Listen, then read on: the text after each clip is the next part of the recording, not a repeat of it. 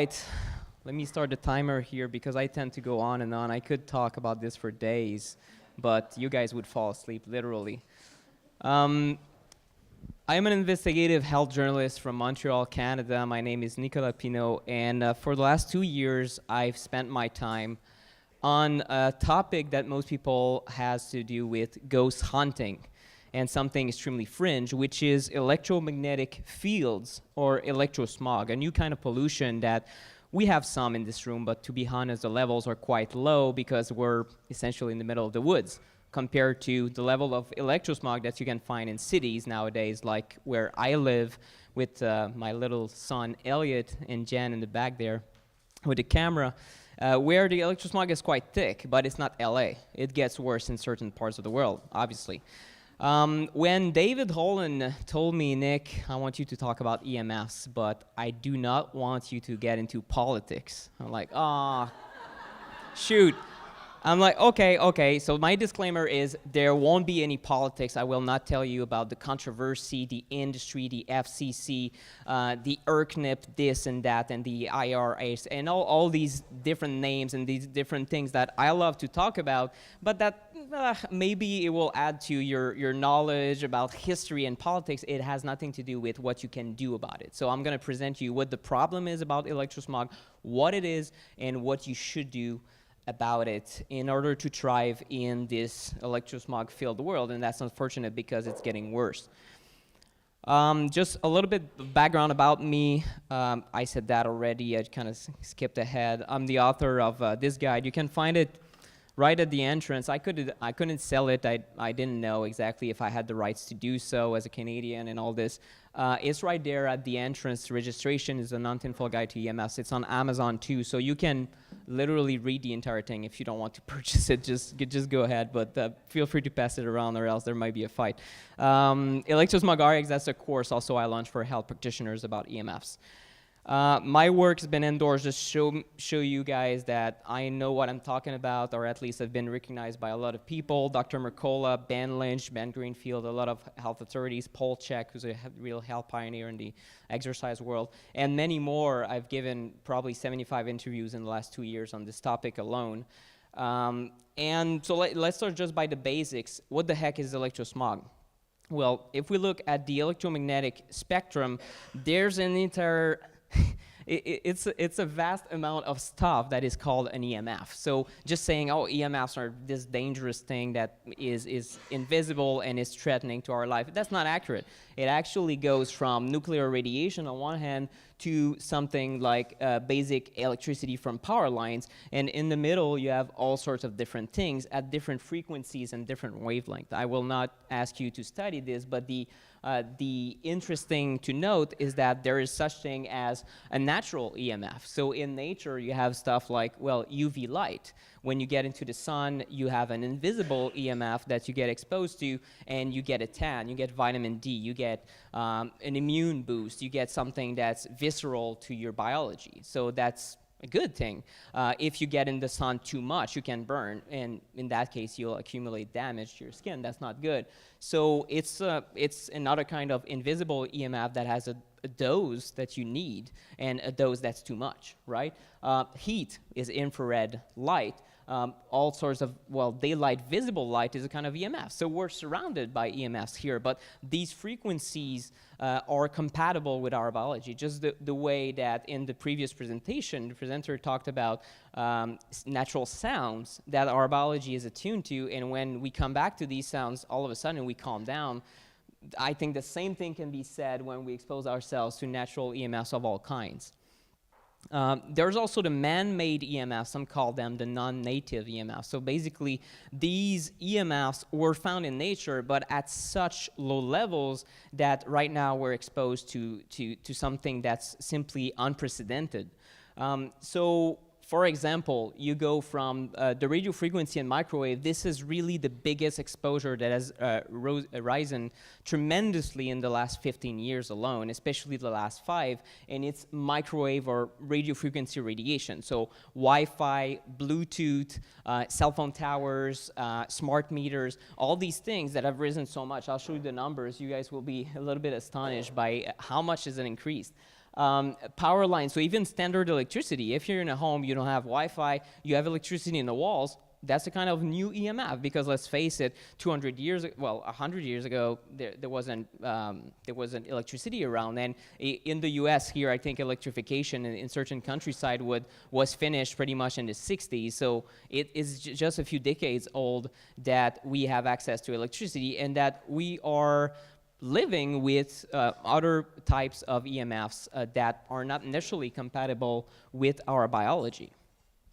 Common sources of electrosmog, so I talked about that a little bit. It includes also things like cordless phones. So if it's something wireless, there's an EMF. There's a signal that goes from the machine to an antenna or a base station or a Wi-Fi router. It communicates. It looks or it sounds like magic, and it's very convenient, but there's something happening. There's a signal, and then the question is, or the good thought was, oh, it's cool, it's a signal, it's wireless, it's convenient, and it's doing nothing to us. That's convenient. Unfortunately, that's not the latest science, and now we find that anything that has an EMF has potentially an impact on your biology. It also includes stuff like CFL light bulbs, even the type of light bulb you use. Anything that's plugged in has maybe a consequence on the amounts of EMFs that you might or might not be exposed to.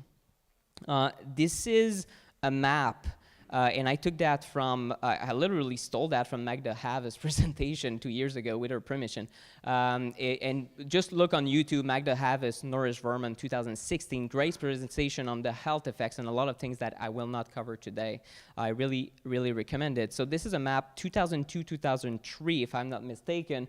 What you see, where you see color is cell phone towers and Wi-Fi hotspots. You could see that North America was much more active, even before Europe, because we're like all over the technology. But there's, I think Sweden had more than that, but telephony, mainly cell phone, mobile cell phone, Germany, Finland, Norway, a couple countries, and we're starting to get cell phone signal, the 2G stuff, the older communications. And at the time, I think my dad had one of these phones that was glued to the car, that was huge, with a huge cord and antenna or something like that. But no one wanted these. They were like the lame phones. But it changed, because in 2016, 2017, that's the portrait, and this is based on what can be seen from space. So actually, a kind of simulation of the amount of cell phone towers, and where it's becoming yellow, it's like, oh my God, it's bright. So these are the spots where you're exposed, and you can see, I mean, it's coastal, New York City, LA. I don't know. I don't know geography that much, to be perfectly honest, but I mean, it's getting in places where you have a lot of human beings, you get a lot of cell phone towers, you need service, you need Wi-Fi hotspots. And if we were to look a little bit in Asia, now in India, I can tell you in India, it's probably worse than both of these combined, because of the density of the population. And the fact that the average Indian now, I was listening to an interview, I think it's 60% of Indians that own a phone, it's a smartphone. So even though we think, oh, Indians don't have the budget to purchase a 1,000 USD phone, they actually invest in it, because it's the new thing. It makes them feel part of society, because if you don't have a smartphone these days, you're kind of a little bit off. So it's definitely a sign of also achievement. So how many, I think I'm gonna ask I never did that in an audience, how many times more do we have exposure to microwave radiation compared to, let's say, our grandparents? Just shout it. 1 million? Who says more than 1 million? 8 million, okay, let's look at that. It's way off, guys. So this is, sorry, this increase is, I won't count that, it's a quintillion times the exposure of ancestral levels in the 1 gigahertz range, which is cell phone signal, or some cell phones. This is from Alasdair Phillips, who's an electrical engineer expert in electrosensitivity. He sent me that graphic. I'm like, dude, you're not making my life easier here. Like, I have some depressing days, and you're part of it. I mean, it's horrible. It is horrible looking at this. It's very like, I try to be humorous about it, but it's not good. And it's the fact that this increase has been seen, and you can see, I mean, since 2010, it's just rising and rising. And this is, the electrosmog level is, unfortunately, it's something where it's environmental. It's not necessarily something where you're like, oh, I am exposing myself. I know the dangers, just like smoking, right? You're like, oh, I smoke 2 packs a day. I don't care. My granddad smoked his entire life. They didn't get cancer. And you're like, you justify it. And you know your drug, you take it, and you're willing to maybe have a less few years and a bit more pleasure in your life. That's good. Or that's okay. That's your personal choice. But now we're talking about exposure to everyone that you don't know initially is happening. So that's something that is very unfortunate, and that happens so fast that both the science and society and awareness, literally you guys were like, oh my God, how many cell phone towers? I did that 2 years ago when I started diving deeper in the topic and writing my book. I was like, how come no one is talking about that? It's a quintillion. I cannot even count to that number. I want to talk about what's coming now, and this presentation will not get any prettier, unfortunately. I wish it would. 2G was launched in 1991. Talked about the first cell phones. The 3G is the third generation, stands for that. 2003, the first network to support this mobile broadband, so you could get on the internet. And the first cell phones were, I remember you just click the button, internet, and then it loaded. You were like, oh, no, it's going to cost me $1,000. These were the times, but soon enough, in 2010, the 4G LTE networks that were added on top of the 3G antennas. So why is the smog increasing? Well, it's the demand and the amount of towers, and then the 3G antennas are there, but you add the 4G antennas, and the LTE is just another spin-off of 4G, stands for long-term evolution, and you add it because certain provider, AT&T wants their towers, and then Verizon wants their towers as well. So you have all the different telecoms that need to have the fastest network on the planet, so they add more and more and more antennas. So user demand, why is it increasing so fast? And that's ironic, is because of, well, I would say all of us, but probably a lot of people that have cell phones here already know that stuff, but I'm part of it. Like oh my God, I want an iPhone. I want more download speed. And then you pay the operators and they get a bunch of money and they put more towers. And then the circle just self-perpetuates. So we participate in the technology, and if it were safe, good for them. They make trillions, but it's not the case. 5G is the 5th generation, and that's going to change the game. It's the complete rollout is planned out for 2020, 2025, although it already started. The test started in early 2017, and in certain downtown areas, you have several 5G antennas that is brand new, untested frequency. There's never been a single biological study on any of these new frequencies, and they're still in downtown areas exposing people. They've done it at the latest Super Bowl for tests, but it's okay because the rules are so lax that no one will verify these things, or there's still the idea or the myth perpetuated that all is fine, so why not test it? And 5G will take in the electrosmog. That's very unfortunate. The speed increase is awesome for users. If you're a user, you want to download a video, what about 1,000 times 4G? So like you have a Blu-ray quality video, and it can take 1.6 seconds to download. No need to wait, and we get hyperactive in our society. I'm the first, and I'm the author of a book on the topic, and I'm like, the Wi-Fi is slow, and I very rarely use Wi-Fi. But let's say I knew. No, but seriously, I find myself just connecting to I try not, but I had to edit my presentation. I'm like, this Wi-Fi is slow, and I'm like, oh my God, Nick, come on. Like, we're becoming addicted to speed, and it's very hard to come back to even 3G because you're like, that was like the slow turtle stuff. Like, my video will take 2 hours. What do I do? Like, I want to listen to it now. It's very bizarre how fast our conveniences evolve and how we take things for granted. So try to convince, like this is an educated audience with health focus, try to convince people that simply don't care about the fact that you should have slower Wi-Fi. They're like, come on, seriously?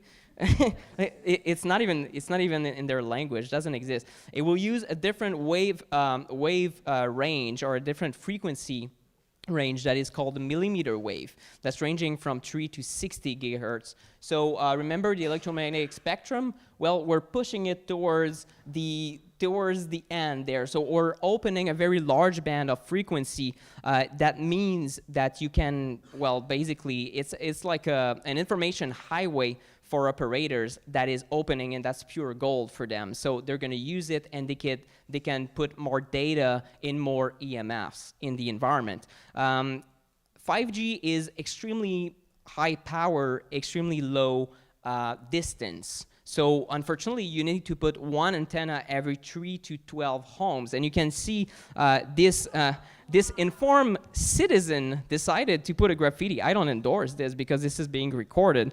But but I mean they don't like it, and this is not the antenna. This is, if I understand correctly, this is a setup of antenna, and then you have power generator and this and that. And the industry argued this would be pizza box sized.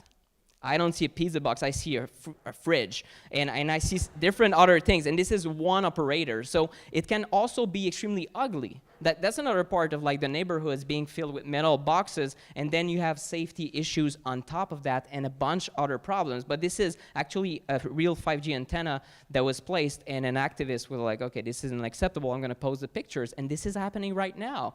I have someone that I know from, if I remember correctly, it's Austin, Texas, and it's one of the places that was in the earlier tests, and they're in the neighborhoods. In some neighborhoods, they're starting to install the antennas, and people are waking up in the morning.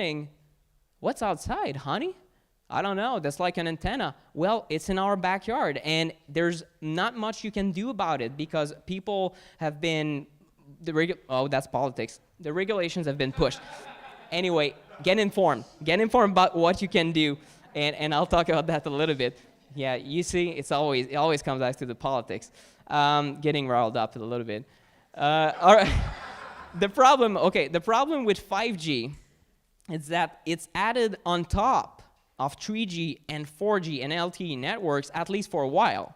I was listening to a guy from the industry on a podcast, and he said that 3G will be rolled out, so they will literally, I don't know if they dismantle the antennas or they uninstall the older 3G because it's not useful anymore. I think it's planned for 2019, might be pushed a little bit further, but eventually 3G is going to be obsolete. But you've got a couple of years where you have all these different technologies, because maybe someone who's in the audience right now has an old phone and still wants the old stuff to be compatible.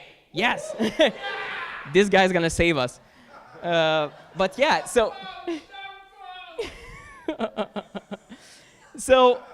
it's added. So it's thickening the smog because the old stuff isn't going. It's not just being replaced by 5G. It's on top of 5G. I'm gonna ask you for, and I swear there are solutions at one point. Okay, okay. I swear, this is just going down, down, down, and then we're going to go way up, and we're going to finish with a smile. Okay? I swear. Airport scanners versus 5G Wi-Fi. Which is worse? You're not going to like this one. That's a Provision 100 scanner at the airport, TSA in the US. And I looked into it. I never seen this information anywhere, and I was like, oh my God, that cannot be true, because I've been the one avoiding the scanners, getting the pat downs, the groping. I mean, it's all right. You go through it, you're like, okay, I try not to think about anything, but it's a necessary evil. But you're like, okay, no, I don't want the radiation, right? That's the idea. Like, people hold a cell phone next to their head, they have Wi-Fi, they're getting exposed to all sorts of radiation, but then, oh, TSA scanner, no way. These guys are like, they're killing me, right? So how does it compare? Let's say, and I compare that to 5G Wi-Fi, 5G Wi-Fi doesn't exist, right? But they're working towards developing these 5G Wi-Fi routers that would be extremely short distance in the home and potentially have something where it's connected to an antenna outside. Even the industry isn't clear on that. So it's all, it's not based on real facts, but it's something that's coming, and they want to develop it and very quickly because users will be all over that. So there's money to be made, hence they speed up the R&D. The power density, let's say it's just the power. It's 60 microwatts per square meter. You don't have to understand this. You're just going to see the comparison. And I looked at a document. You can verify this. I'm going to send the slides, or at least when it's posted on YouTube. Please let me know where I'm wrong, because it's been reviewed, and I've even looked at a second report where it was on scanners that had been installed for several years, and this was the average power density. Most of them were lower than that, 60 microwatts per square meter. Okay, what does that mean? I don't know. One pulse of 1.8 seconds. This is the time where it takes your scan and puts you in a naked picture for the guy to look at. The frequency is 24 to 30 gigahertz, so it falls under the 5G umbrella that are these new millimeter waves. So it is called, hence, millimeter wave scanner. The 5G Wi-Fi, let's look at the average power density that was measured from a 4G Wi-Fi router in 25 Canadian schools in 2014. 379,328 microwatts per square meter, and that's the average, because some schools' classrooms were much worse than that, measured by professional engineers, and the report stated, well, we're well within the safety guidelines, so all is merry. Duration, well, up to 24/7. If you're in a classroom, could be a couple hours, but people will have these at home. So the idea is, cool, I'm connected all the time. It's in my bedroom, and maybe there's one router on every, the plan with Internet of Things, which is the IoT, is to have a chip everywhere. So maybe there's going to be a 5G relay everywhere, because we want everything to be hyper-connected, because it's going to be amazing with AI and everything. And I wish there weren't any health effects, and it would be marvelous if we had perfectly safe signal. But if it's not safe, oh my God, what are we getting into? The frequency up to 60 gigahertz that was approved for use for Wi-Fi. So it could be 24 to 30. Even the industry doesn't know. But this is the comparison. So let me ask you, which is worse? Well, that's not a real question. It was rhetorical. Don't answer. But seriously, so when I looked at that, and you know what? I did the entire research that I told you about. I look at these slides, and I'm like, Nick, why do you still opt out of that thing? But get exposed to that thing, and I don't know. It's not logical. I'm just, what if the tests are wrong? I don't even know, but it's going to be bad. And it's going to mean also that if you live in a city where you saw the spots on the map, European cities, large US cities, any large city where 5G is going to be installed, you can choose to opt out personally. Like, I'll keep the old phone, yes. But what if your neighbor on the subway train has 5G? Well, you get exposed to scans every second. A pulse of 1.8 seconds. I mean, it's not even comparable. So it's going to increase. There's going to be such a spike that I don't even know what's going to happen, and that's very, very concerning. The symptoms, and I'll just glance over those. These are the reported medical, biological symptom of electrosmog exposure. And you see pretty much I think this is like pretty much the list of every symptom known to humankind to this point. Why is that? Well, you could get symptoms from EMFs a lot of ways, just like you could get symptoms from light exposure. Let's say blue light. You could get exposed to artificial light and get dizziness. You could get a circadian rhythm disruption, melatonin loss. You can get a lot of things, but these symptoms are seen to small degree in people that don't feel sensitive. You just feel like you're in a city and I'm exhausted. Is it the air? Is it the bad tap water? Is it the stress? Is it that everyone is depressed around you? It's probably all that plus electrosmog. It's just something where you have low-level, low-grade inflammation in your body.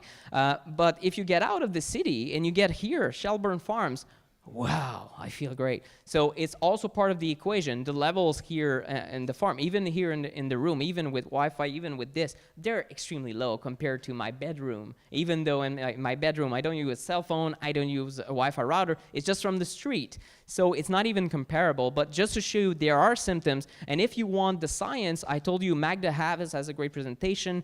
You want more about the science, and they're like, oh, Nick, I don't believe any of what this guy says, and he's too young.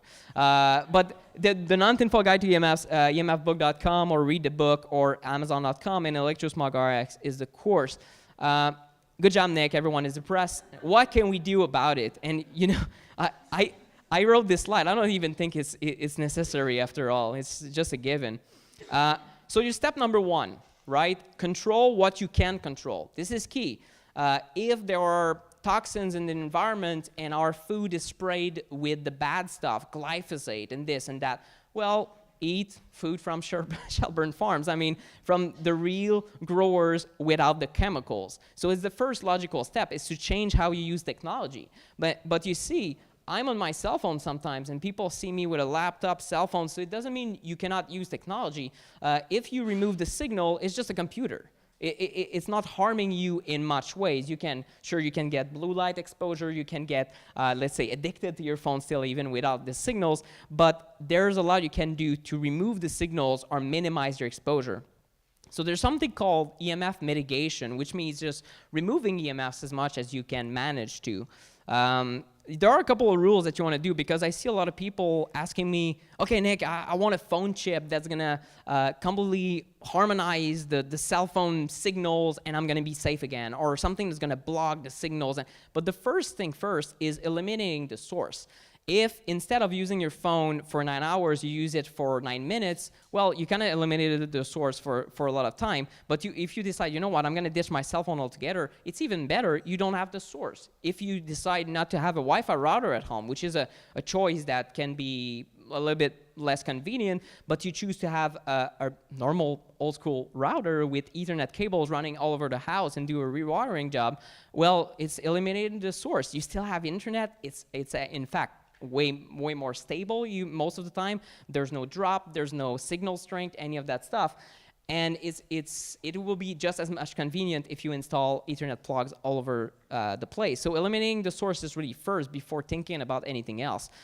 If you cannot eliminate the source of the EMFs, create distance. So there's something called, the square of the distance law. So it means that if I'm talking here and I have 100% of the signal, if I'm only at 1 foot, it drops off 80%, 2 feet, 90%. So if I have the cell phone on my body all day and I'm not talking, but it's open, it is actively creating EMFs towards your body, and that's not good. I had the immense privilege of talking with Dr. Marc Arazi from France. He's a doctor who, there's gonna be a little bit of politics, 30 seconds, but that's very important. He revealed the French tests that basically says that your cell phone, normally, the way it's tested is at 10 millimeters from the ear, is the way it's officially tested. Don't ask me why. It's a bunch of historical reasons that don't make sense. When it's tested on the body, it goes over the limit 5 to 10 times. The official limit that is already insufficient and dates back from 96. So do not put a cell phone on your body. If it's touching your body, unless it's on airplane mode, then you remove the signals. So if it's on your body, if it's for 5 seconds, it's all right. I won't scorn you. But I mean, if it's all day, you have belt holster, and you're like, oh, it's a few inches. It's not good. Instead, when you're at your desk, you put it here. You put it in front of you. You're in the car, you put it in the driver's seat. Just have different habits around technology. Creating distance will be key. And you'll see this is the same thing for the placement of a Wi-Fi router. If you do choose to have Wi-Fi, you don't want it to be under your bed. And I talk to people, and it's literally either their workstation is here and the Wi-Fi router is right there. You do not want to have it there. Decrease the time of exposure. I talked about that. It's obvious if you can use a cell phone for just a few short calls instead of being all the time on your phone. Well, instead you could have a landline and redirect when you're at home or at work, your cell phone on the landline, and then you reduce the exposure tremendously. You can also try to reduce the power output, and I'll show you how to do that. And after you've considered everything above, think about shielding, blocking, special cases, special stuff. But you got to do the first things first, or else you're trying to find a solution for toxins in your food through, let's say, I'm going to take a detox supplement. Well, maybe you should eat fewer toxins first. There's an order of priority in what you need to do, or else you'll be spending a lot of money and not necessarily on stuff that works. EMF hygiene, these are the basic rules. I talked about that 1 foot from the body. If you have any device, and that's a phone, it could be a tablet, it could be a laptop, it could be anything that's wireless. If it's near your body, there's a problem. If it's at 1 foot, there's less of a problem. Phones, use speaker mode, or use earbuds, especially the ones called the air tube earbuds that have just a hollow tube where the sound travels instead of being a wire that goes to your head. There are some indications that when you talk on a phone and it's connected on the cellular network or on Wi-Fi, the signal could act as the wire could act as an antenna and go up the wire. So that's one of the reasons recommended to have these air tubes. Use 3G over 4G LTE. So for you, having an older phone that literally doesn't have the ability to go on 4G LTE or to have the internet is good. Or maybe you're even on 2G, like the older, I just have cell phone service. Eventually it's going to be discontinued, unfortunately, but in the meantime, you can participate in older technologies. That's on iPhone 6. It's fairly recent, but I can go under the cellular settings, and you can go, it depends on the carrier, depends on the country. I cannot tell you it's the case for your phone, but you can go under cellular settings, and you're going to see enable 4G LTE. You can turn it off. You can force your phone on certain models to go back to the older stuff, and on my phone it reduces emissions by 3-fold. So it's good. It doesn't mean I don't. When I do use it for short amount of time, I'm minimizing the amount of electrosmog I'm being directly exposed to. Airplane mode when carrying it around, and just mine is on airplane mode all the time, and people have stopped calling me. That's that's what happens, but that's good. They ping me on Facebook chat, and then I respond, and then we organize a Skype call. I'm in front of my computer. It's wired. It's just a different means. If people are used that you'll answer by text, ding, dang, bing, and all the different dings on that stuff. Well, it's just the way that people are used. When you stop texting back, they're like, "Are you dead? It's been 5 minutes." And it's true. It's just the way that we habituate people in our entourage to talk to us. And then if you want to consider shielding, there's a few cases that I would recommend. This one is a safe sleeve case. And you don't want a case that completely blocks EMFs, because what happens when you completely block EMFs from a cell phone, it's forced to ramp up its radiation because you have 1 bar strength out of 5. And this is essentially doing the opposite of what you want to be doing. Instead, it has an open design on the side, which means that it's blocking towards almost all sides, but the exterior still permits the antenna to pick up the signal fully. That's very important. Two brands that I recommend: Safe Sleeves, Defender Shield. Does it make your cell phone safe? No, it doesn't. If you need to keep it open during the day and on the desk, I'm better off with that, because it's going to remove a little bit of the signals going towards your body. And I understand that some of you are dads, moms, people on call, people on emergency, doctors. There's so many professions that they ask you, like, if you turn off your cell phone, you're fired. Okay, well, in that case, don't do it, but you gotta create distance. You can use a case like that, and when you carry it around and you need to put it somewhere, you don't have you put it in the pocket, and hopefully it's not too much, and you try to take your call on a landline still. Avoid using it next to your gut. That's something I see very commonly. People say, well, phones, brain cancer, danger, and they're like, oh, that's okay, I'm texting. And I'm like, yeah, but you do understand that the emission is, like, is this not an important part of your body? Like, right? This is the problem. We're like, oh, I'm saving my brain. Acoustic neuroma, gliomas, all the cancers that are related, even eye problems in some science. And now you have, like, do you see in society that we have a problem with gut issues, or am I missing something? Autoimmunity, leaky gut, dysbiosis, IBS. There's so many. Doesn't say there's actually not much science on it, But people who are, I'm about to collaborate with Dr. Dietrich Klinghardt from the Sophia Health Institute. He's seeing the sickest people on the planet. The average patient that he sees has seen, I don't even remember, I think it's 45 other practitioners before him, something like that. So they're literally rejected by the medical system. No one knows what is wrong with them. And he tells me, Nick, my number one way that I start healing the gut is removing this. I'm like, seriously? You're as a health journalist, I'm shocked when he says these things, and I'm like, I hope he's not right, but I know he is. And other doctors don't believe him. That's something that's very bizarre, even the functional docs. Laptops, tablets, I'll glance over that a bit rapidly. This is becoming more obvious now that you want to have your laptop on airplane mode, because it turns out, even if it's wired in with an Ethernet cable, if you do not manually turn off the Bluetooth and Wi-Fi icons, even if you're not connected to any network, even if you're in the middle of the forest and there's no network, this is both an emitter and a receiver. So if there's nothing that's received, there's nothing around that says, hey, I'm a Wi-Fi router, well, your cell phone, not your cell phone, your tablet or laptop is still sending out a signal. Hey, I'm here, I'm looking for a signal. So you gotta turn off these icons all the time. So this is the equivalent to airplane mode, if you will.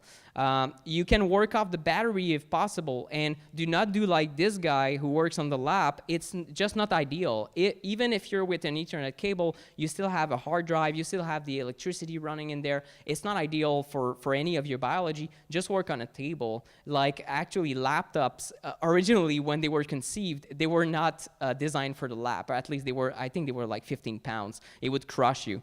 But eventually, I mean, they're light and it's cool, and people are working on their sofa in all sorts of weird position that destroys their back. And yeah, it's not designed for that. Do not do that. Just work on a workstation if you can help it. At home, well, same rules apply. Remove everything. You can unplug everything from the walls. You can look also for the sneaky sources of radiation. Sometimes you wouldn't think that something has a wireless capability. Your alarm clock, and then you see a little bit a Bluetooth icon, and you see it's turned off. Well, maybe it's turned off like it's powered off, but maybe it's still emitting. That's the thing. Some technologies are created in a very, very stupid way. For example, you have an Xbox. We have, Jen and I always, when the little one is asleep, I don't know if that makes us bad parents, but we play video games. So we play Lego games on the Xbox 360, and I had my EMF meter. That's the one. I'll show you what the model is. And I was around, and our Xbox 360 is turned off. I see the machine is turned off, and I'm like, well, it's in the red zone. I don't understand. And it turns out that the antenna inside the Xbox, and also pretty much every single PlayStation console, is constantly emitting unless you unplug it from the wall. I don't know why it's happening. I know it's wasting your electricity, that's for sure, and that's ridiculous. It's exposing you to electrosmog. That's completely needless. The freaking thing is off, but the antenna has been designed on its own to still run, still look for signal. I don't know why it's the case. It's just horrible. So just unplugging things that could be wireless when they're not in use is intelligent, and it's not simply in your mind. It could be emitting even if you don't know it is, unless you have a meter to verify. Turning off the circuit breaker, even better. That's something Dr. Klinghardt recommends every single one of his patients. They're very sick, so they take extra steps, but it doesn't cost a lot of money. It costs $0, takes 5 seconds. You turn off the circuit breaker to the bedroom. It will remove some of the electricity in the walls, and you'll feel more like in the middle of the forest. We're trying to go back to these ancestral levels, to the natural EMFs, right? So anything you can do to minimize electricity use and technology use is good. Wi-Fi router, not having it is a good choice. If you're back from this presentation, you talk to the husband, he's like, no way. Okay, I understand. I get that a lot, and it's like you gotta find compromises. Well, first is to decide where are you gonna place this machine, because if it's near your body, you're creating the same problem as a cell phone potentially, or worse. So not in the kid's bedroom, not on your desk. It's gonna be in like at least 10 feet from living spaces or more, the other side of the garage if you can help it, or in the basement or somewhere, so that you have signal just high enough so people don't complain in the household and everyone freaks out, which can be difficult if you have teenagers. And I mean, my son is 1 month old. What do I know? But I know well, from what I gather from people after presentations, they're like, Nick, you don't understand. Like, if they don't have their Wi-Fi, I think they're going to be more depressed. It's like, it's bad for their health. I'm like, okay, well, there's a transition period where you say, well, maybe the internet's going to be a bit slower, but it's for a good cause. And then maybe try to have them read my book. I don't even know if they care. But hopefully, it's education, really. So turning off at night, at the minimum, why would you need Wi-Fi in the middle of the night? Well, it's just plugged in. One lady asked me, and I thought I didn't think the question was not intelligent, because she said, I think it's stupid, but like, Nick, when I turn off the Wi-Fi router, will it come back on? Will I lose the internet? And I was like, this is what people believe, like it's always on. So she thought that when you turn it off, you literally have to call the cable guy so that he reconfigures the machine. No, it doesn't happen. And even the IT department might tell you, or the telecom company, oh, don't unplug it, it might screw up your router. It's not right. Don't believe that. Just unplug the thing or put it on a Christmas light timer, something automated, where at least you have 8 hours of relief with levels that drop in your entire home. And think about it. If you can gather EMFs, if you can measure EMFs in your home because you have signal on your Wi-Fi router, it means that every room is filled. That's the way it works. And it goes through walls, it goes through most materials. So if you can pick it up, the signal is there. So if you remove it, even if it's 50 feet, if you could pick up the signal, now you can't, you have essentially removed something harmful.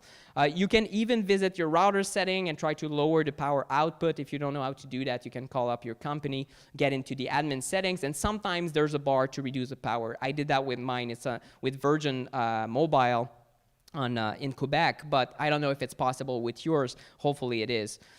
EMF hygiene for children, even more critical. Why is that? Well, a 1-year-old absorbs twice the radiation compared to an adult. Why is that? They're more watery. the way I make it sound is very bizarre, but they contain more water pound per pound. And when you look at it, the way a microwave signal works is that it agitates water molecule to heat up something. So this is why in the microwave oven, when you have something very watery, it will create more heat. So unfortunately, we're kind of slowly cooking our children twice as fast as adults inside our home. So you don't want to do that. In rats, exposure to non-native EMFs, this is from the National Toxicology Program, a latest US study that is shockingly well-designed, and the results are shocking. No one talked about it in the media yet, or almost. It caused tumors of the Schwann cells. This is on your myelin sheath. This is the insulation of the nervous system. That's not good. This is what's not formed in children until at least 25 years old, from what I've heard. So it's myelination, is the brain, and it's their growing bodies. So they're more at risk for any exterior toxin impacting this growth at this time of their life. And these EMFs also affect 4 aspects of brain development: dendritic outgrowth, synapse formation, maturation, elimination. These are the processes that are happening right now to little Ilya right there at a speed that we simply cannot comprehend. So if you have disruptive signal, whether it be sound or toxins and mercury and glyphosate and EMFs, it is disrupting normal cell division and all the maturation of the child's brain. A couple of things you want to do. The first thing, do not use this thing. Okay, it's called the iPotty, and it's Deborah Davis from the Environmental Health Trust talked about it, I think, in her book.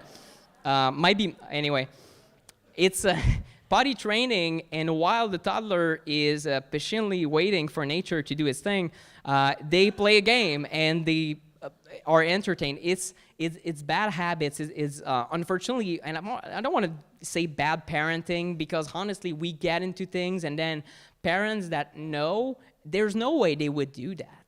I don't believe I don't believe people are inherently evil or trying to do something bad for the children. Quite the opposite. They're trying to do everything for the children. So they're like, hey, the iPotty, the child's going to be entertained. It's a good idea. And dads, techno-oriented dads, I see that all the time. I saw a video on YouTube. It was a review of the perfect sleeping location for a newborn that's all Wi-Fi, all Bluetooth, everything was plugged in. The child movement was monitored on the cell phone and this and that. And the guy was ecstatic. He's an engineer. He worked in the IT.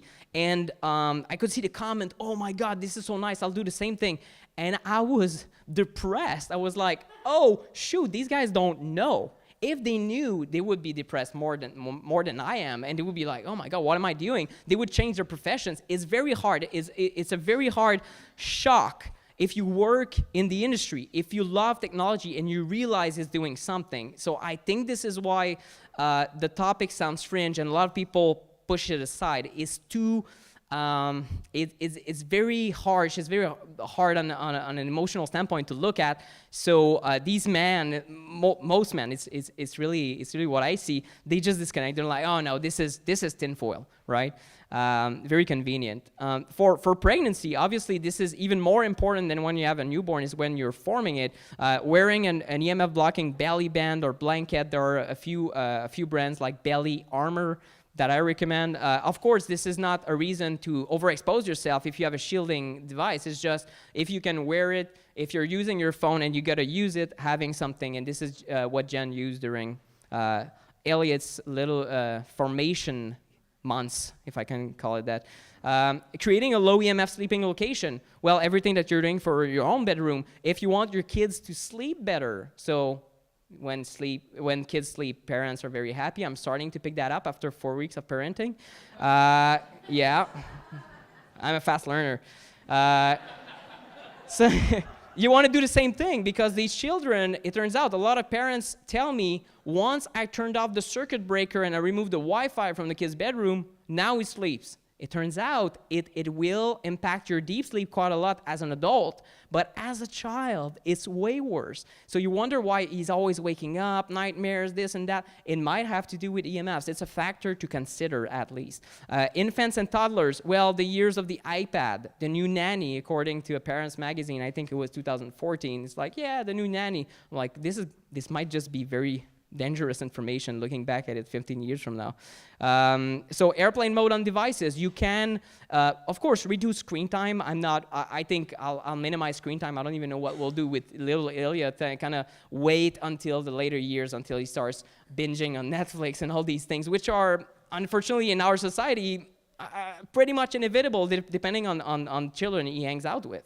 I realize that, but try to minimize screen time, try to put limits, and then also airplane mode. You don't want a device. Again, the children, how do they use the iPad? Do they use a separation from the body like it's tested? Do they use the 1 foot rule? No, they don't.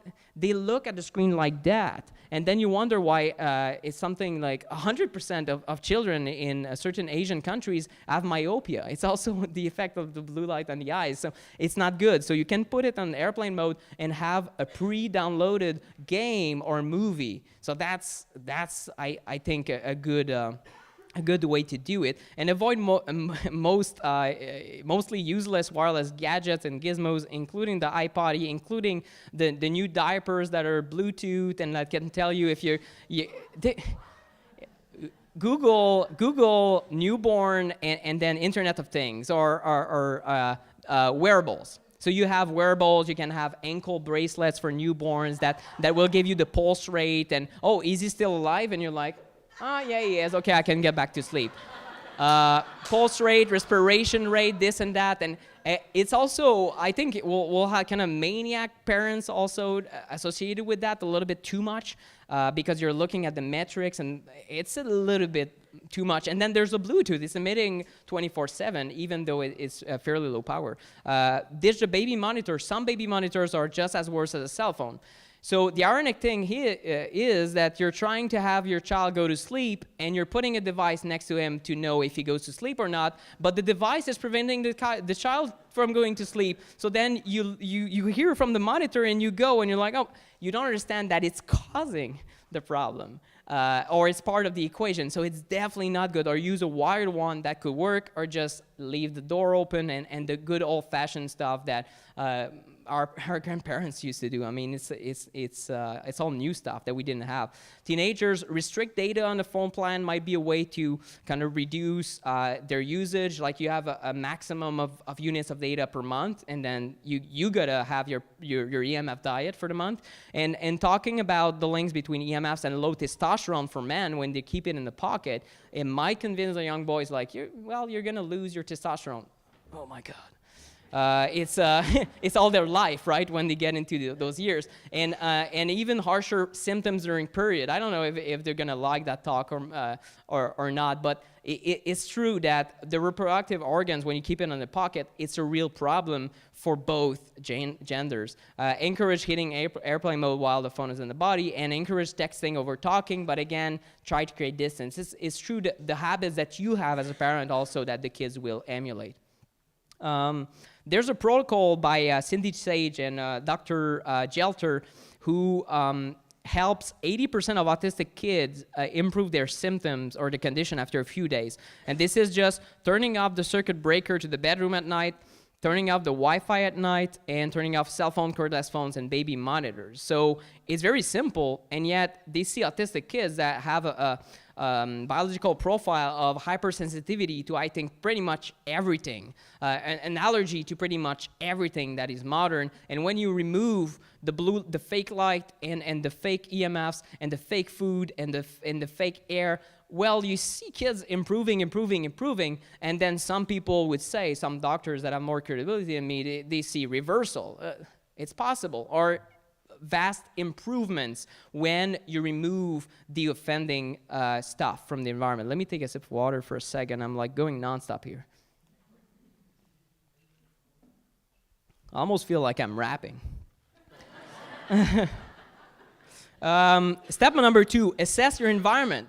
What happens if you do all the above and more? You still live in a city that's filled with electrosmog. Can you be healthy? That's a question I ask myself all the time, because in Montreal, it's not the healthiest environment. It's not the healthiest environment when I hear the sounds. Now I see the presentation on sound, I'm like, our condo is fairly shielded from sound, and yet I hear cars and clinging and I don't know, the city works. There's a lot of stuff that's unnatural in my environment, and it makes me wonder, well, of course, if you live on Shelburne Farms, by default, you'll be healthier than the same person who does the exact same stuff, eats the same food in Montreal. And then in Montreal, you'll be healthier than LA. So it's something to consider, your environment. And I know Jack and a lot of the presenters will talk about the environment and how critical it is. Well, if you live in a high electrosmog environment, you gotta be aware that you will never reach your potential. And that's bad news. That's bad news for me. It's something that I'll consider in the future when we decide our location, or when you consider when you build a house, can you shield? Can you do something that's more advanced than everything I've presented so far? Because yes, you can do stuff about your own exposure, your own devices, but you can decide to participate 0% in our modernity, and yet you're exposed all the time. And it's just the area where you choose to live, and that's something to consider. And it's if your health is at a point where you feel like it's fragile, you're recovering from something, or you've been diagnosed with cancer, something extremely serious, maybe you gotta get out. For at least for a while, like your resilience will vary depending on your environment, and it's up to you to know exactly what is your threshold. It's a very difficult thing, and I don't have a lot of good answers for that. I do have a good answer to know if your environment is dirty. At least have an EMF meter, and these two are $180. I know most of you will not pick up a meter, but if you want to go a little bit further, if you want to follow the steps in my book that I talk about, looking at your environment, this one is an older model for Cornet, but this new one you see is the ED88T Plus, and the other one is Trifield. All of these look at multiple types of EMFs in the environment. And it's a good idea, because how do you know if your Xbox is still emitting? Boom, you open it, you look, oh, it's actually emitting. How do you know if a cell phone tower is a problem for your apartment?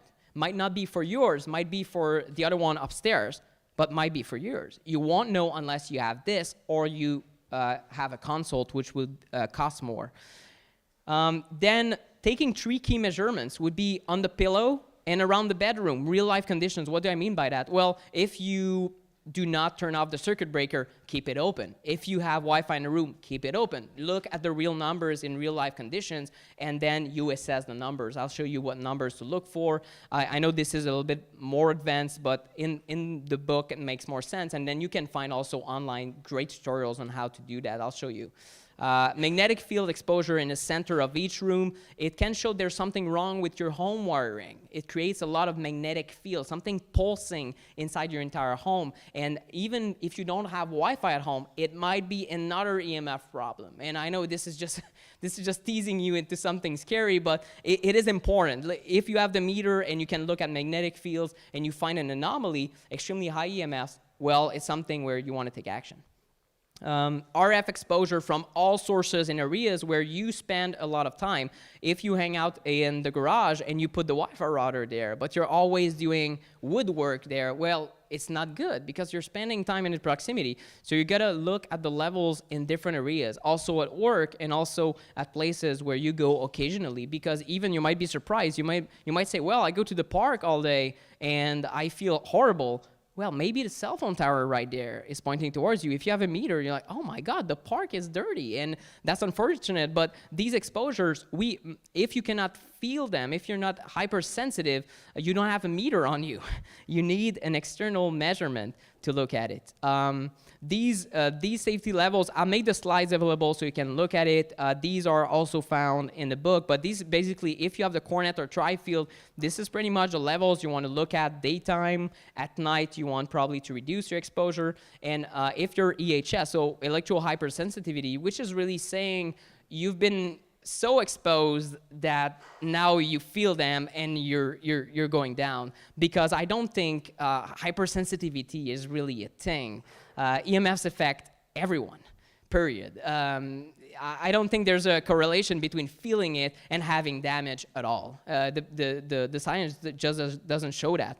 And an EMF meters tutorial by Oram Miller, if you just YouTube it, Oram Miller, and then EMF meter, you'll find great tutorials, and I'm just sending you their way because I don't have good tutorials at the moment on my YouTube, so don't go there. Oram Miller or Michael Newart. So, and these slides will be available somewhere elsewhere.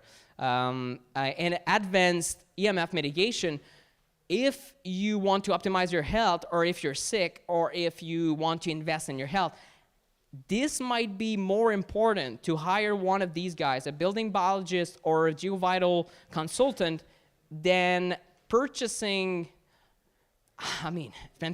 any supplement, than even seeing doctors to some degree. I'm not saying that you shouldn't see your doc, but if you do not fix your environment, if you can see a building biologist and dramatically reduce your exposure, you might see a bigger increase in your health than if you just, I feel inflammation, I take curcumin, I take this, I take that, I start eating organic. That's a lot of hundreds of dollars, but these guys, you'll hire them maybe for $1,000, but they will change your environment. And think about how much time you spend at home.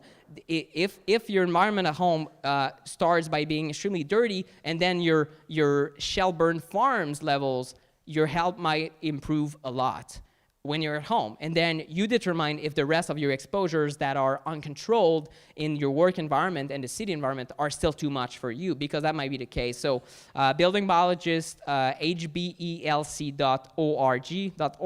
and the GeoVital, which is another profession originating from Austria, based on the medical association there, geovital.com. And the step number 3, this will be so 30,000 foot view, because a lot of speakers throughout this weekend will talk about exactly that. So I'm glad that they put me in first, because it's bathing yourself in natural frequencies. The first presenter talked about sound. Jack will talk about, I think, light and the importance of the skin and all the light environment. everyone's going to talk about different aspects, the right water, the right food. So a couple of things: sun exposure first thing in the morning to get your circadian reset, plus midday to get your vitamin D when the sun is high and you can get a tan. Grounding, earthing, walking barefoot in a clean, natural environment like the sea, forest. If your environment is extremely dirty and you ground, maybe it's good, but maybe it's not as good. You're in an electrified environment in the middle of New York City. Yes, you can do grounding, but you gotta also verify how you feel. If you ground next to a high voltage power line, I don't know. You know, so if you're in the middle of the forest, there's not much you have to worry about. This is the way nature has intended things to be. If you're in the middle of a city, it's a very bizarre environment to be in.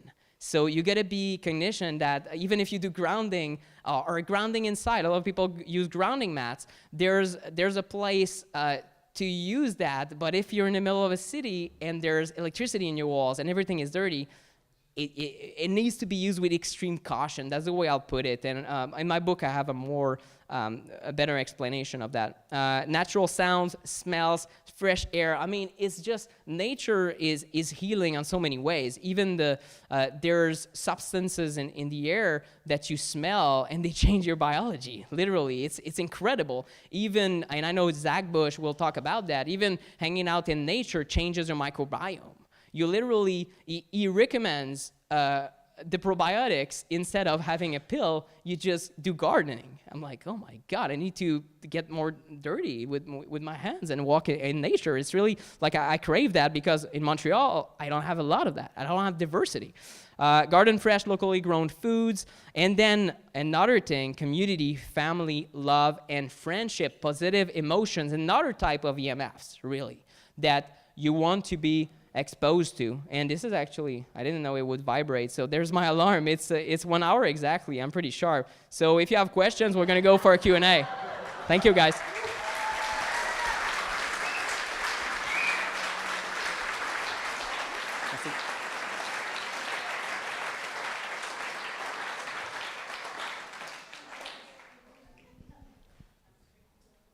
Okay, we're going to proceed just by voice, I guess. So solar panels can create a lot of dirty electricity. And the main reason is that they have a very strong power inverter.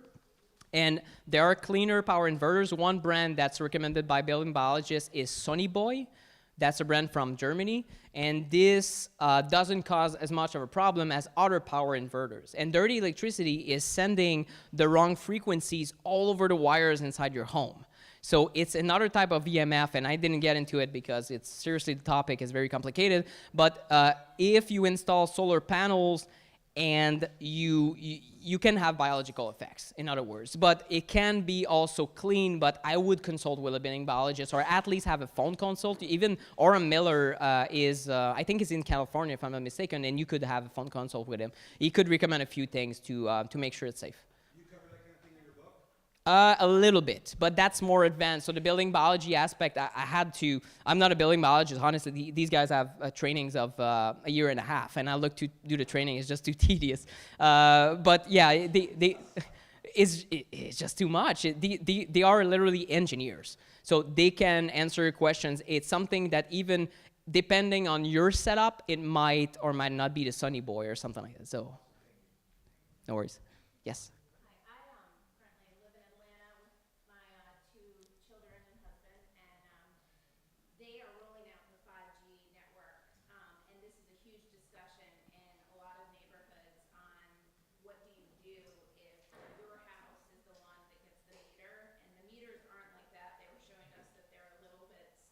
Okay. But what are our rights? Because I know this is a major discussion in our neighborhood right now because people don't want this. Yeah. And so what do we do? Like, we're trying to consult with a lot of different, building biologists yeah. right now. It's a real issue. Have you heard about environmental health trust? So that's the number one. Take notes, guys. This is like, if you took one note, Environmental Health Trust. I think it's .org, their website. Is the best organization fighting for rights. I think I could say in the English language on the planet, fighting for all sorts of policy. And what the industry is doing right now, because now we're in the Q&A section, I'll talk about politics, is they're pushing these laws, modifying laws on the city level to remove the rights from the cities to say no to antennas and give it to the state and even give it to the federal level. And the federal level give it to the telecom.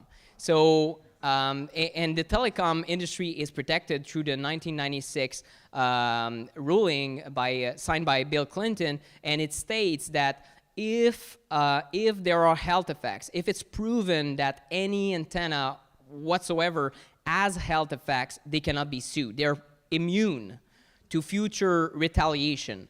So this is, and people that are, I'm not an activist enough to tell you all the intricate details, but there are people sending letters to their city representatives. There are some cities that are starting to push back. There are serious pushbacks, and I think it's going to be a grassroots movement from the ground up. It has to be. So the first step is you being here, getting informed, and I see you've already been starting to do your own work, and I see a lot of people are very concerned. Wow, it's a very hard question to discuss, but if you look at Environmental Health Trust, and on their 5G page, they have all sorts of issues, Wi-Fi in school, and different rulings. You'll see what has been done in other cities and things that you could emulate, at least write to city representative. And the way I see the problem is very different from a lot of activists. And I know some of them think I'm very soft because I just state the facts and I don't get too involved. But what I want to say is city representatives and senators and people that are into politics, yeah, some of them might be crooked and maybe they're getting paid, but a lot of them are misinformed. They don't know. So it's our responsibility to let them know that it is a problem. And it's a very hard thing to do. But when they know, they don't go back. For example, Frank Clegg, who's the ex-CEO of Microsoft Canada, is an activist for safer technologies. I didn't expect that. I met Frank a few months ago in Detroit while on a shooting, and he's incredible. And he's like, well, yes, I used to believe in technology. Now I see the problems, and now I want to work with industry to figure it out. It has to come from information that we're gonna educate teachers. And once every single teacher in a school doesn't want Wi-Fi, well, the person responsible for the school is gonna start to say, I have no choice but to remove it. Even if the IT department says, no, we just installed it. Come on, guys. You know, so it's very complicated, and through information, we can fix the problem, I'm pretty sure. And it will also be through lawsuits, to be honest. I think it's gonna be both, maybe more through lawsuits over people that have suffered. But let's try not to come to that, because already people are getting sick, and for tobacco, that's what happened. We wait until the bodies drop, and then we count them, then we call that epidemiology, and we say, wait a minute, these guys died, and they had smoked X packs a day. Turns out it causes cancer, and we cannot recommend it to cure strep throat anymore, like the doctors used to do in like the 40s and 50s. No, but that's true. It's backwards thinking. So we need to think ahead. So one thing that E.H. Strauss and a lot of different scientists, there's I think is the scientific appeal. I'm butchering this right now, but in 2015, there's about 200 different independent scientists from all over the world, almost every country on the planet, that said to the United Nations, we know there's health effects. Will you do something? Nothing happened.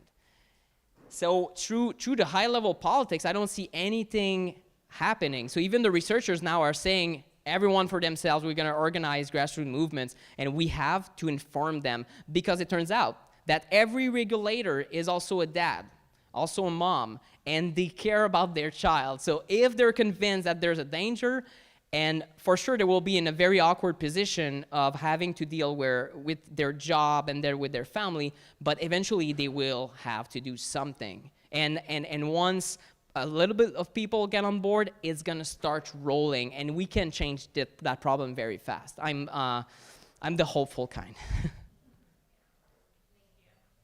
You had a question before. You waited a lot. Yeah, so thank you so much, Nick, No worries. for talking about this topic and informing us. I know I learned a lot. At first, I was thinking just about what I could do to protect myself, and then when you mentioned dirty parks, I finally started thinking on a more community level or Yes. world level. And yeah, basically it just brought up tons of questions and no solutions as to how to inform and protect those that may not know. And I love the idea of the trust and sort of being an activist or an advocate in various ways. But I'm just wondering if you could speak to that a little more, if you have anything else to add. Sure. Well, I think that there are a lot of great organizations. Like even in most cities, there are organizations that are getting together. So I don't know in what city you live in, but if you can find it or on the state level and get involved, that would be one way to do it in order to communicate with them. Like I don't have, they have case reports, for example, of what worked. So I think the first step would be, okay, did we have a situation where there was Wi-Fi in school and they removed it over certain letters that we send them? Let's emulate that and try another school, right? So I think it starts by that. And there are some examples of things that worked already. Environmental health trust, if you just email them, that could be a start. Taking an EMF meter and going and taking some readings, realizing that the park is dirty because there's a cell phone tower, and getting people knocking on doors and saying, guys, there's a cell phone tower right there, it's exposing our children. Oh my God, people will start getting together. Remember what happened with the GMO movement. It all started through grassroots action. So first it was people getting, hey, I don't want these, like, it's not like they're non-existent anymore, but a lot of regulations have been voted because people started organizing. First, awareness. Second, it's either lawsuits or sending letters and saying like, we don't want that, and then it's marches and things like that. And I've already seen that in Poland, for example. Early 2017, the mayor of Krakow, the second largest city in Poland, was elected because he promised to remove cell phone towers from downtown areas. And in the meantime, in North America, we don't know anything about that. When I read these things, I'm like, oh my God, is this another planet? Well, the awareness was maybe 5 years ahead in Poland. If everyone in this room plus 100,000 people know the problem and say, well, we're going to do a march, and the media gets involved. But it's more complicated than any issue before, I think, because the media is deeply involved with the telecom industry. So the politics there are, well, can we really report on that because Verizon is giving us X amount of $1 million in advertising? Very hard. A lot of reporting by the mainstream media, it looks like it's getting modified, it's getting pulled back. There's something that's a news, and the next day it's gone from the website. The telecom is a powerful lobby, so it will be harder than anything before because there's more money than anything before. So that's the way I would say it. I'm hopeful, but it's a complicated issue. And I hope to be more deeply involved in financing these organizations as my mission grows. Yes. Did I hear correctly that EMFs is contributing to leaf collapse? Yes.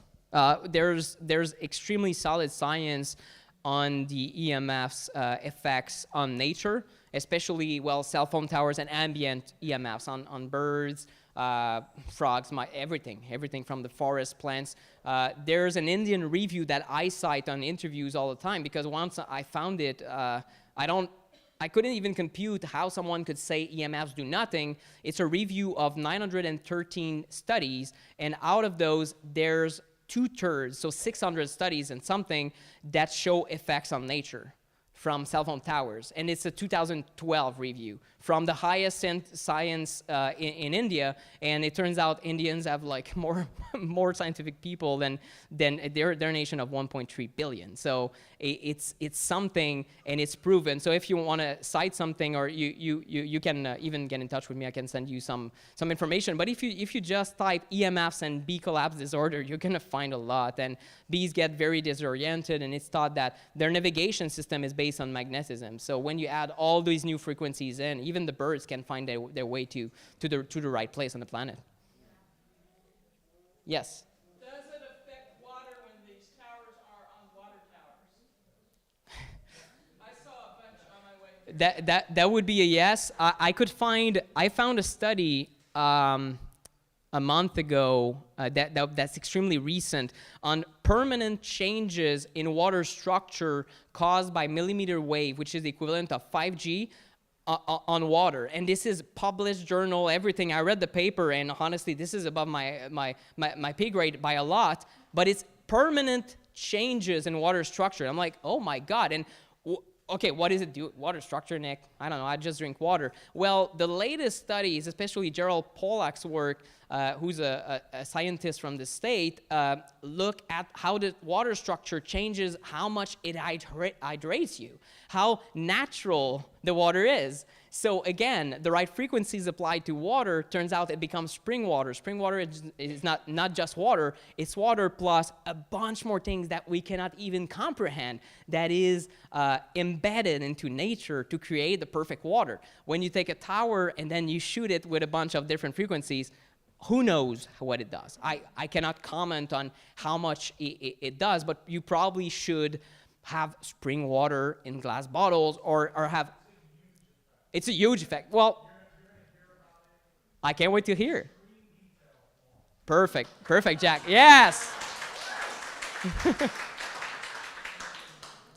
Yes, in the back. I just wanted to let folks know that we have a great local resource for GeoVital. Awesome. And that's Dr. Patrick McManaway, and he works all over New England and even up into Canada. That's amazing. So Patrick McManaway. So yes, so GeoVital, and I want to comment on that. Their work is incredible. They come from Austria, and they really have a medical approach to EMS, whereas building biologists have the medical approach, sure, but they're mostly engineers. So GeoVital even have special meters where they don't look at the EMF in the room. They look at how EMFs are being absorbed into your body. So they plug the meter, they just touch you with the meter, and they look at how much EMFs is charging your body right now. So it's a very interesting approach, and I think this is cutting edge what they're doing. And if you can have a GeoVital consultant for a consultation here locally, it would be, I think it's tremendous what they do, and you'll feel the difference. Yes? I heard you say fitness trackers. Yes. Or I saw that on there, and the other thing I was thinking about is the workstations that we use at the hospital. Are we getting a lot of radiation through those?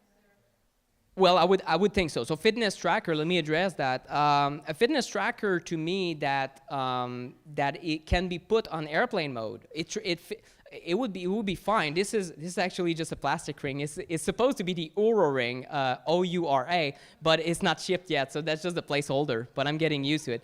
It just looked good, right?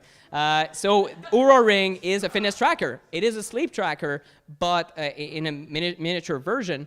It looks like my wedding band in reality, and it can be put on airplane mode. And then if I want to sync it to my computer, I can do it a couple seconds per day, and that's it. But if you have a Fitbit or other fitness trackers, it's definitely not ideal, because again, the separation from the body isn't there. It's literally pulsing into your veins. And my concern is you have something called blood irradiation that you can do through UV or different light frequencies in order to cleanse the blood or energize you, or there's a lot of new emerging medicine on sending the right frequencies into the veins, right there, your two main arteries.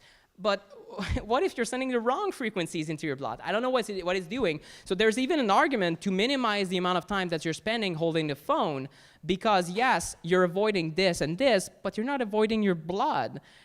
So it's like, choose where you want to damage your body is the question. For fitness tracking, this is why I don't advocate fitness tracking. And I know I've been on so many podcasts, you know, the host tells me, Nick, I just bought an Apple Watch, like it's brand new. What do I do? I'm like, you choose what you do. I'm just stating the facts. Then I don't know, like, I know this is depressing. It isn't, I'm the bearer of bad news. I hate that. This is maybe why I'll try to do jokes here and there, because God damn it, it's horrible.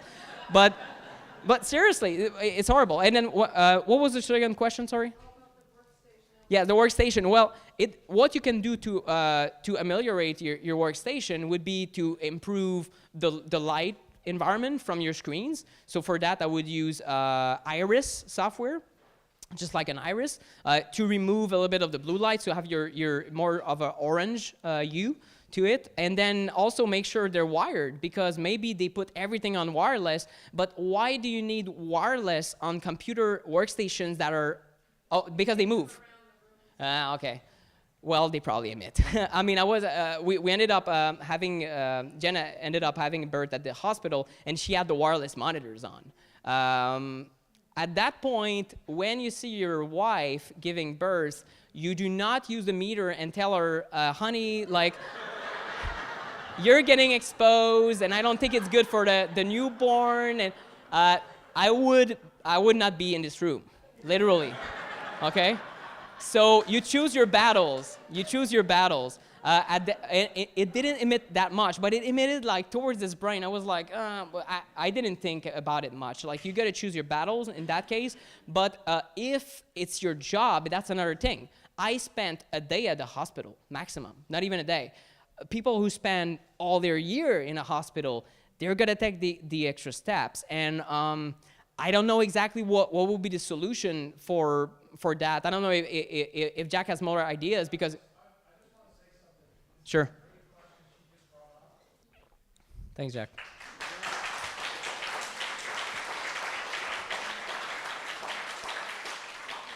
All right, we still have 10 minutes in front. Yes.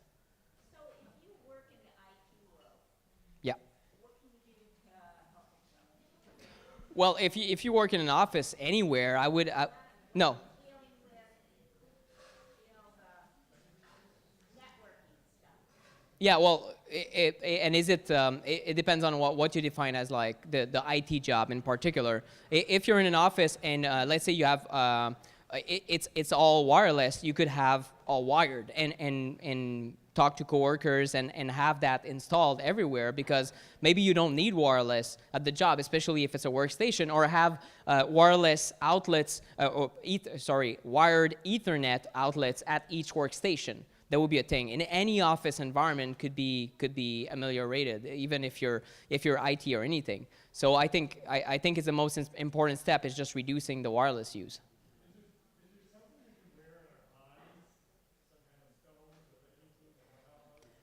I haven't found anything to be convincing to me. So that's the thing. A lot of let me address that for a sec. There are some chips and pendants and things that are said to harmonize the EMFs. They say this transforms bad EMFs into good EMFs. If we had a way to assess whether it's happening or not, and it did, I would be happy to say you to wear that thing, and then I would not be standing here, and I would probably be, I don't know, do gardening instead. I would do something else with my life, but I haven't seen anything convincing which shows that these devices remove all biological effects, so I cannot say, wear this, everything's gonna be fine.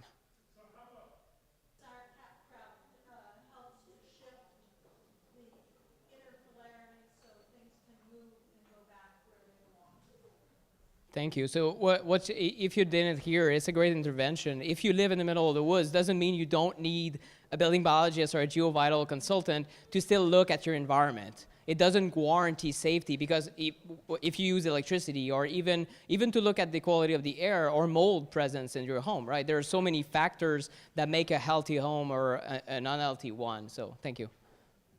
Yes, in the back. There was a quick question about crystals and stones, and Yes. while they may have some important values, the quartz is an amplifier.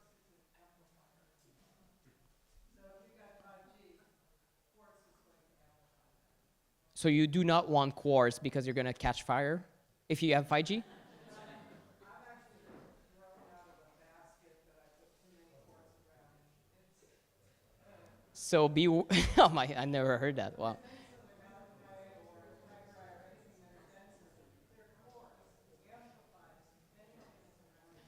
I've heard that certain stones amplify energy, and I've heard good things about one that is called shungite.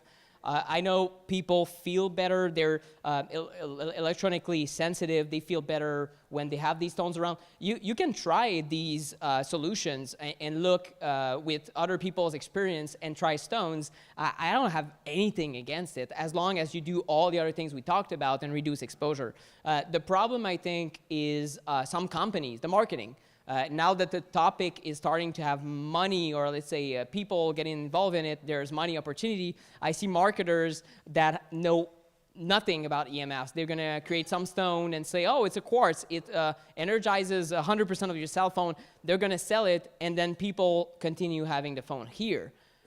It is kind of very bizarre and very frightening to have marketing like that based on science that doesn't make sense. So it's just that. Be wary of whether it's working for you, and do not use it as a first line of defense. Yes. Will electric cars be a big problem? They can be, yeah. Electric cars, you've got batteries everywhere. You've got the fact that, well, they're electricity and you're in a metal box, right? So there are many different types of EMFs on top of sensors for, when we talk about electric cars that are going to be automated, self-driving vehicles in the future, you're going to have 5G antennas. This is the way it's going to work because 5G is extremely rapid.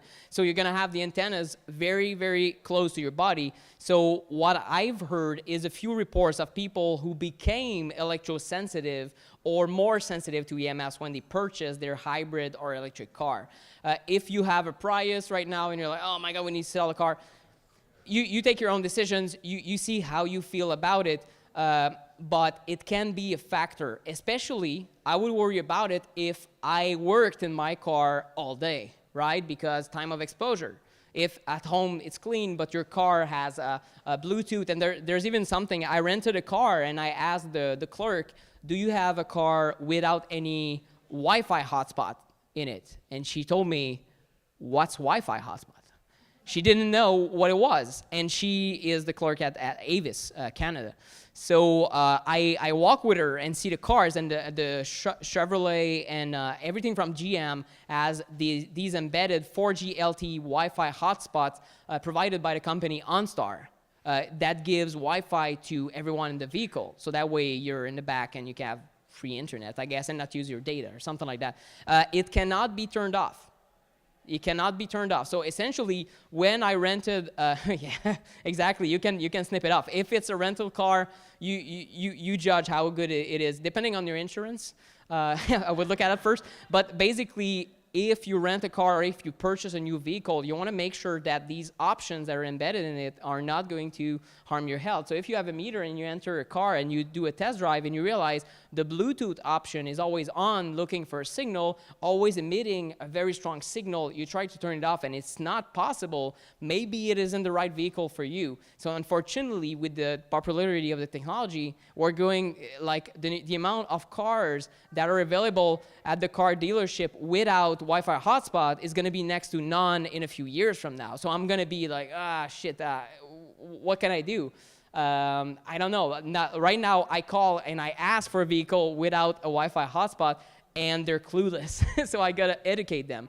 So just ask for it and verify that it's not the case. So both electric car, hybrid cars, and then cars in general that have the latest technologies could be an EMF problem on so many different levels. Yes?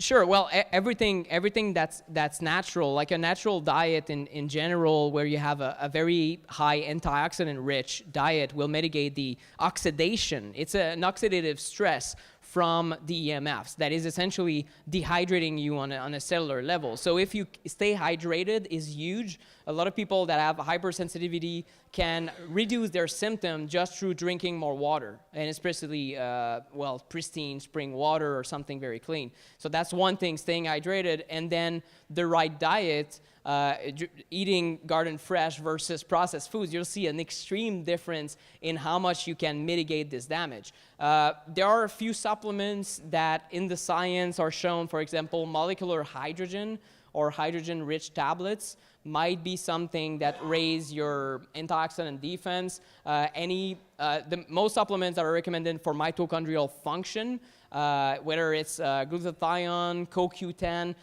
but I don't have a good protocol or something where I could tell you what percentage it kind of mitigates, because you're fighting lead with with like a tomato. I mean, it's like you're trying. Of course, the same thing could be true saying, Nick, I'm always exposed to lead. Is there food that could help me?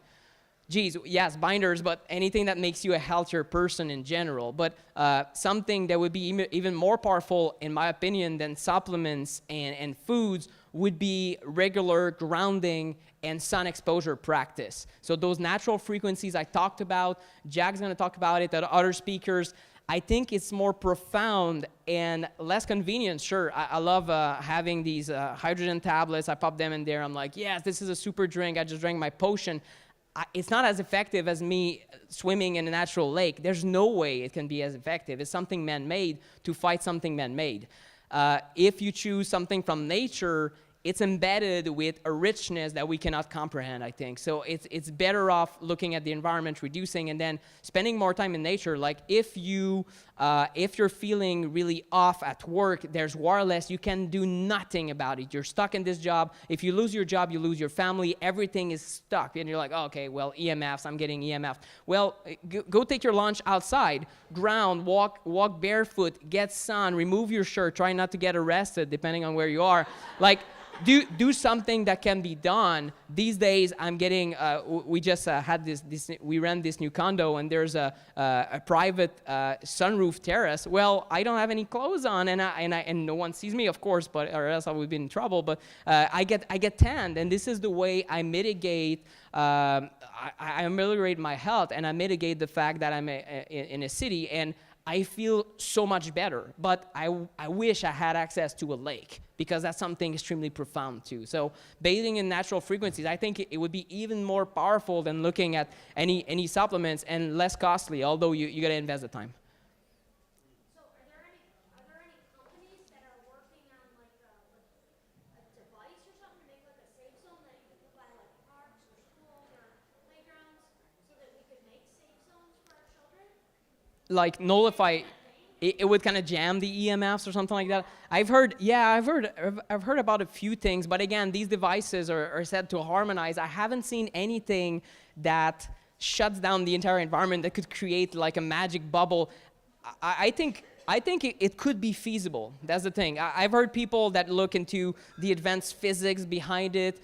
Would it be possible to literally change your biological response to these signals? But it's a complicated portrait of signals that we're exposed to. That's the thing. And I didn't get into the details in my presentation at all. You don't only have 3G and 4G and LTE and 5G. You have different modulation. This is the computer language in which the signal is encoded. Sometimes it goes like that, square. Sometimes it goes like that. And this has different biological effects. And in Europe, there's more than 40 different ways it can be encoded in Europe alone. So you're exposed in something so complicated that I have a hard time wrapping my head around. And I don't know the science, but is it really possible to create a device that kind of cancels out everything magically? It looks like it's going to be extremely complicated to create that. And the better way to act, I think, and this is a project I want to get involved in, and if anyone has an idea, let me know, but biologically safe Wi-Fi, whether it's some German companies are looking at Wi-Fi through light, and Jack would freak out right now, but I don't think it's necessarily a good idea well, we would agree on that part because we don't, well, if blue light affects me right now and I use another type of light to do Wi-Fi, a Li-Fi they call it, it's feasible, it's fast. Is it safe? I have no idea. But maybe there's going to be another Wi-Fi that we could create that would be wireless and not impact biology. Maybe it's the right frequency. Maybe it's the right pulsing. The pulsation affects also biological effects. So it's going to be complicated, but it is possible. I think it's possible. And if it's not possible, maybe we're going to have a society where there's no Wi-Fi and you get a plug into things and that's it. We're still going to have the internet, and if people are I think they're going to be happier overall, and less people getting hit in the street because they look at YouTube. It's just it's not necessarily all merry. Yeah. Any other questions? All right, guys. Well, thanks a lot for staying that long. Thank you.